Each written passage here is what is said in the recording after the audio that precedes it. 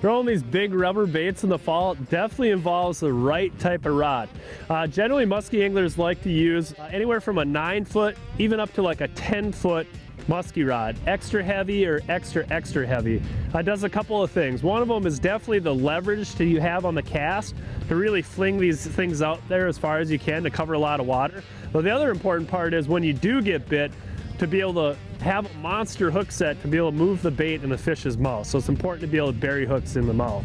So if you're shopping for a new muskie rod, definitely check out the Fenwick Elite Predator line, and you'll be as happy as I am chucking pounders in December on St. Clair.